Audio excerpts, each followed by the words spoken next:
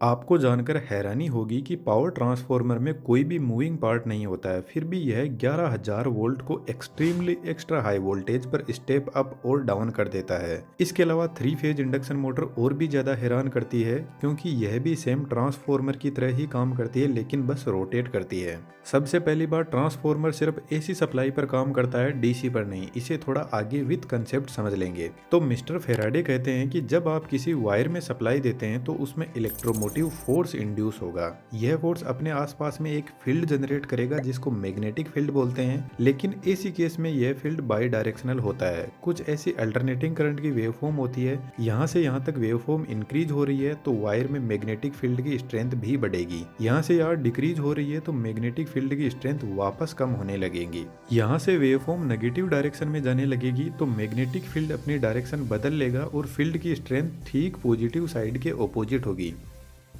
यदि कुछ ऐसी कोयल में एसी सप्लाई दी जाएगी तो इसमें मैग्नेटिक फील्ड कुछ इस टाइप का होगा, जिसमें नॉर्थ और साउथ पोल भी जनरेट होंगे, लेकिन यह पोल बदलते रहेंगे अकॉर्डिंग टू वेवफॉर्म। यदि इसी कंडीशन में डीसी सप्लाई दी जाएगी तो कोयल का मैग्नेटिक फील्ड कांस्टेंट होगा, जिसकी वजह से यह कोयल एक स्ट्रॉन्ग मैग्नेट की तरह काम करेगी। इस कोयल को इंडक्टर भी बोल सकते हैं, और डीसी सप्लाई में इंडक्टर शॉर्ट सर्किट हो जाता है क्योंकि इसमें कोई फ्रीक्वेंसी होती ही नहीं है, इसलिए ट्रांसफार्मर डीसी पर ऑपरेट नहीं करते हैं। यदि पावर ट्रांसफार्मर में डीसी सप्लाई दी गई तो अपने आसपास में इतना स्ट्रॉन्ग मैग्नेटिक फील्ड जनरेट करेगा कि यह सभी चीजों को अपनी तरफ खींच लेगा।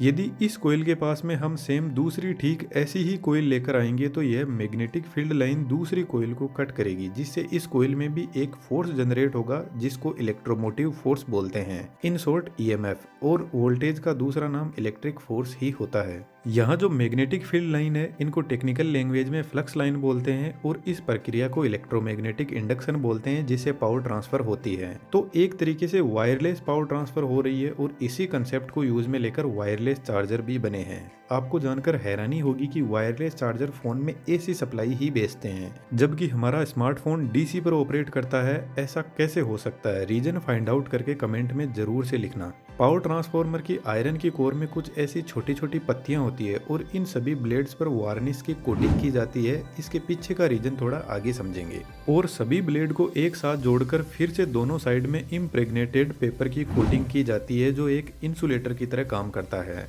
और उसके बाद में दोनों कॉइल को सेट किया जाता है। ट्रांसफार्मर की कोयल कोर को टच नहीं करती है। अब इन कोयल को हम प्राइमरी और सेकेंडरी वाइंडिंग कह सकते हैं। जब हम प्राइमरी वाइंडिंग में सप्लाई देंगे तो इसमें जो फ्लक्स लाइन इंड्यूस होगी उनको आयरन की कोर पाथ प्रोवाइड करवाती है सेकेंडरी वाइंडिंग तक पहुंचने के लिए, जिससे सेकेंडरी वाइंडिंग में ईएमएफ इंड्यूस होगा। अब अज्यूम करते हैं कि प्राइमरी वाइंडिंग में टोटल टर्न 100 है और सेकेंडरी वाइंडिंग में टोटल टर्न 50 है। यहाँ पर आप एक चीज अपने दिमाग में बिठा लो कि प्राइमरी वाइंडिंग में जो एक टर्न है उसमें जो ईएमएफ इंड्यूस होगा, सेम टू सेम इतना ही ईएमएफ सेकेंडरी वाइंडिंग के एक टर्न में जनरेट होगा, क्योंकि जितनी फ्लक्स लाइन इस एक टर्न से निकल रही है उतनी ही तो सेकेंडरी वाइंडिंग के एक टर्न में पहुंचेगी। तो अब यदि हम सेकेंडरी वाइंडिंग पर फोकस करें तो सभी के सभी टर्न सीरीज में कनेक्टेड है, और सेकेंडरी वाइंडिंग में जो वोल्टेज हमें मिलेगा वह सभी टर्न्स में जो वोल्टेज इंड्यूस हो रहा है उसी का टोटल तो होगा। तो सेकेंडरी वाइंडिंग का वोल्टेज यानी ईएमएफ इक्वल होगा सेकेंडरी वाइंडिंग के टर्न्स के। ऐसा ही प्राइमरी वाइंडिंग में होगा, EMF induce in primary winding equal to number of turns in primary. EMF और वोल्टेज में एक छोटा सा फर्क होता है। वोल्टेज प्राइमरी वाइंडिंग के टर्मिनल पर लगा हुआ है, जब ये वाइंडिंग में पहुंचेगा तो वाइंडिंग का कुछ रेजिस्टेंस होता है, जिसकी वजह से थोड़ा सा वोल्टेज कम हो जाता है, और जैसे ही वोल्टेज कम होता है तो हम उसको बोलते हैं कि इतना इतना ईएमएफ इंड्यूस हुआ है। अब अज्यूम करते हैं कि प्राइमरी वाइंडिंग में 100 वोल्ट हमने दिया तो सेकेंडरी वाइंडिंग में 50 वोल्ट ही मिलेगा, क्योंकि 50 टर्न में से सभी टर्न की कैपेसिटी 1 वोल्ट की है, और सब ने अपना अपना 1 वोल्ट लेकर 50 वोल्ट दे दिया, जो हमें सेकेंडरी में मिलेगा, यानी वोल्टेज स्टेप डाउन हो गया। इसी तरीके से सेकेंडरी वाइंडिंग में नंबर ऑफ टर्न्स इंक्रीज करके वोल्टेज बढ़ाया जाता है। अब थोड़ी आसानी के लिए हमने एक इक्वेशन बना ली, number of turns in primary upon number of turns in secondary is equal to EMF induce in primary upon EMF induce in secondary. एक स्टेप और आगे बढ़े तो करंट भी आ जाता है, और करंट वोल्टेज का जस्ट ऑपोजिट होता है। तो सिंपल सी बात है, ट्रांसफार्मर यदि वोल्टेज को बढ़ाता है तो करंट को कम कर देता है, क्योंकि पावर हमेशा फिक्स रहती है। वोल्टेज करंट को कम ज्यादा किया जा सकता है, पावर नहीं बदली जा सकती।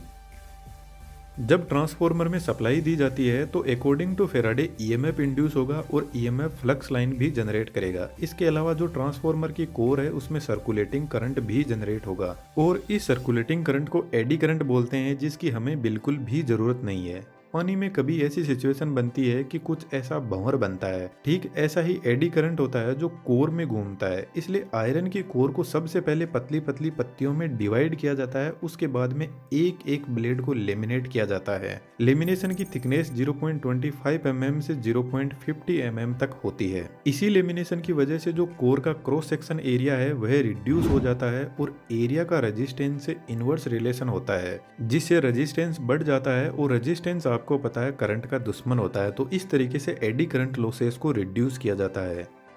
पावर ट्रांसफॉर्मर में जो आयरन की कोर होती है वह एक्चुअल में cold rolled green oriented silicon steel की बनी होती है, जो हिस्ट्रीसिस लॉसेस को रिड्यूस करती है। हिस्ट्रीसिस लॉसेस मैग्नेटिक फील्ड की डायरेक्शन बार बार चेंज हो रही है, इसी की वजह से इंड्यूस होते हैं। और आपको पता है जो ट्रांसफॉर्मर में हमिंग नॉइज सुनाई देती है वह इसी मैग्नेटिक फील्ड के बार बार चेंज होने की वजह से सुनाई देती है, जिसको मैग्नेटोस्ट्रिक्शन बोलते हैं। इस मैग्नेटोस्ट्रिक्शन की वजह से ट्रांसफॉर्मर की कोर एक्सपेंड और कॉन्ट्रैक्ट होती है, जो एक हमिंग नॉइज जनरेट करती है। इसके अलावा भी ट्रांसफॉर्मर में बहुत सारे लॉसेस होते हैं, लेकिन मेन यही है। ट्रांसफॉर्मर में ठीक ऐसी ही 3 वाइंडिंग होती है 3 फेज के लिए, लेकिन जब हम प्रैक्टिकल ट्रांसफॉर्मर को देखते हैं तो उसमें आयरन की कोर कुछ ऐसी होती है 3 फेज सिस्टम के लिए, जिसमें सबसे पहले हर फेज के लिए प्राइमरी वाइंडिंग को सेट किया जाता है। यदि स्टेप अप ट्रांसफॉर्मर की बात करें तो प्राइमरी वाइंडिंग में कम टर्न्स होते हैं और वोल्टेज कम और करंट ज्यादा होता है, तो यहाँ पर काफी थिक कॉपर वायर काम में लिए जाते हैं। यह कॉपर वायर कंप्लीटली इंसुलेटेड रहते हैं। प्राइमरी वाइंडिंग के ऊपर सेकेंडरी वाइंडिंग को तैयार किया जाता है। दोनों वाइंडिंग के बीच में कोई भी इलेक्ट्रिकल कनेक्शन नहीं होता है। पावर ट्रांसफर इंडक्शन प्रोसेस के थ्रू ही होती है। वाइंडिंग का कनेक्शन 2 अलग अलग कनेक्शन में किया जाता है। जो हाई वोल्टेज साइड होती है वह स्टार कनेक्शन में कनेक्टेड रहती है। स्टार कनेक्शन में 3 फेज और न्यूट्रल भी मिलता है, इसलिए आपने हाई वोल्टेज लाइन के साथ में हमेशा एक एक्स्ट्रा वायर देखा होगा जो न्यूट्रल का होता है। Low voltage side delta connection में कनेक्टेड रहती है, इसमें सिर्फ 3 फेज होते हैं। दोस्तों कंफ्यूज नहीं होना है, मुझे पता है थोड़ा ज्यादा ही टेक्निकल है, पर टेक्नोलॉजी बहुत कमाल की है। अब यार 3D एनिमेशन की स्किल भी बहुत कमाल की है। आप चाहो तो हमारी 3D कम्युनिटी में आ सकते हो। स्टेप अप ट्रांसफॉर्मर सिर्फ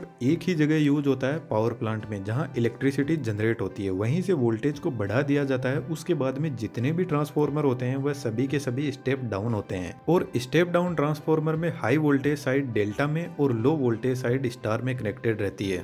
दोस्तों आपके लिए एक छोटा सा क्वेश्चन है और इसका रिप्लाई यदि आपने सही से दे दिया तो आपके कमेंट को मैं पिन जरूर से करूंगा। ट्रांसफॉर्मर की एक साइड स्टार में कनेक्टेड रहती है तो दूसरी साइड डेल्टा में कनेक्टेड रहती है। और ऐसा हमेशा ही होता है कि ट्रांसफॉर्मर की एक साइड दूसरी साइड के जस्ट ऑपोजिट कनेक्शन में कनेक्टेड रहती है। रीजन फाइंड आउट करके कमेंट में जरूर से लिखना। ट्रांसफॉर्मर की वाइंडिंग को टैंक में रखा जाता है और टैंक में ऑयल भरा रहता है। ट्रांसफॉर्मर में मिनरल ऑयल और सिंथेटिक ऑयल यूज होता है, जो एक पेट्रोलियम प्रोडक्ट ही है। इस ऑयल के 2 पर्पज है। यह ट्रांसफॉर्मर में कूलिंग भी करता है और इंसुलेशन भी प्रोवाइड करवाता है। इतना सब होने के बाद ट्रांसफॉर्मर को पैक कर दिया जाता है। ट्रांसफॉर्मर की वाइंडिंग बॉडी से टच नहीं हो जाए इसलिए हाई वोल्टेज और लो वोल्टेज साइड के लिए बूसिंग लगी रहती है, जो एक इंसुलेटर ही है। यह बूसिंग पोर्सलेन की बनी होती है। पावर ट्रांसफॉर्मर के साइड में बड़े बड़े रेडिएटर लगे रहते हैं, जिनके अंदर कुछ ऐसी पतली पतली प्लेट होती है और बीच में से एयर फ्लो होने के लिए जगह होती है। जब ट्रांसफॉर्मर फुल लोड पर होता है तो वाइंडिंग काफी गर्म होने लगती है और वाइंडिंग के कांटेक्ट में आकर ऑयल भी गर्म होने लग जाएगा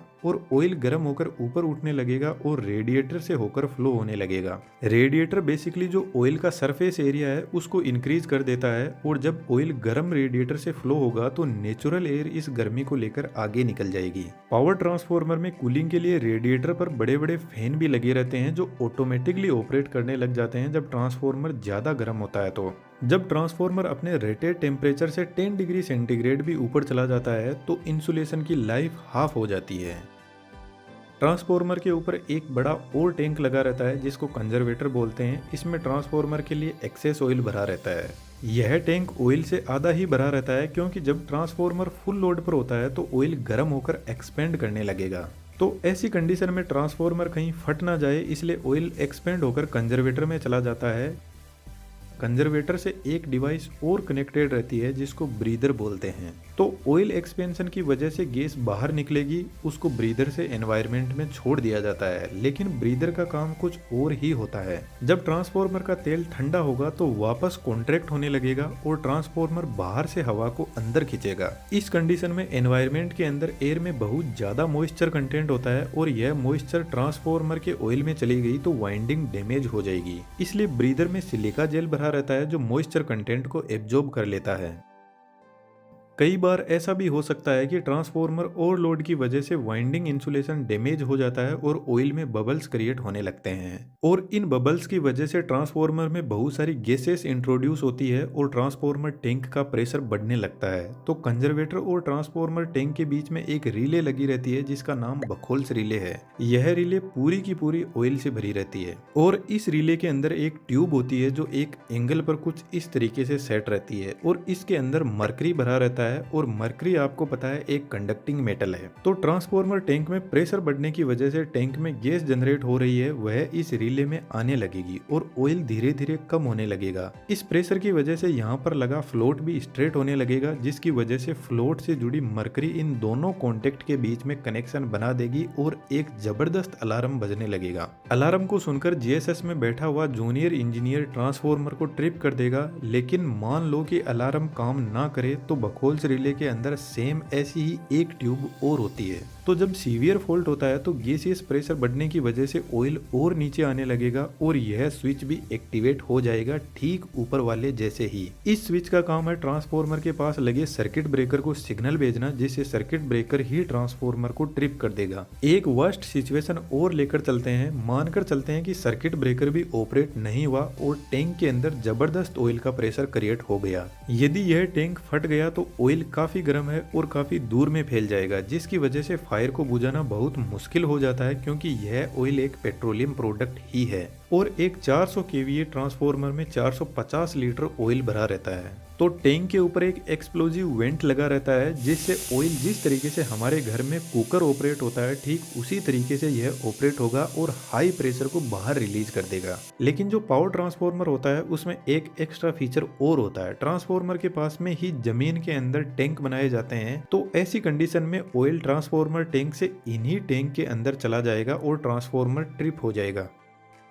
लेकिन दोस्तों पावर ट्रांसफार्मर को स्टार्ट करना कोई आसान काम नहीं है। जब ट्रांसफार्मर को ऐसे ही स्टार्ट कर दिया जाता है तो हाई इनरस करंट जनरेट होता है जो फुल लोड करंट का 4 से 5 गुना होता है जो वाइंडिंग को डैमेज कर सकता है। इसलिए पावर ट्रांसफार्मर को हमेशा इस वेवफॉर्म के पीक पॉइंट पर स्टार्ट किया जाता है ताकि इनरस करंट को रिड्यूस किया जा सके। ट्रांसफार्मर को लाइन से कनेक्ट करने से पहले प्राइमरी वाइंडिंग की तरफ एक सर्किट ब्रेकर लगा रहता है फॉल्टी सिचुएशन में ट्रांसफार्मर को ट्रिप करने के लिए और उससे पहले लाइटिंग अरेस्टर लगा रहता है जो लो रेजिस्टिव पाथ प्रोवाइड करवाता है और लाइन में आ रहे एक्स्ट्रा सर्ज को ग्राउंड कर देता है। पावर ट्रांसफार्मर काफी हेवी और कॉस्टली इक्विपमेंट आते हैं, यदि ये डैमेज होते हैं तो बहुत सारे इक्विपमेंट को डैमेज कर देते हैं, इसलिए इनकी सेफ्टी बहुत जरूरी है। यदि आप इंजीनियरिंग फील्ड से हो तो एक बार पावर ट्रांसफार्मर 400 केवीए या 220 केवीए जीएसएस में जाकर जरूर से देखना, आपको बहुत कुछ सीखने को मिलेगा। एनिमेशन की दुनिया में आना चाहो तो हमारा कोर्स आपको एनिमेशन सिखाने में बहुत हेल्प करेगा। सभी की सभी डिटेल डिस्क्रिप्शन में अवेलेबल है।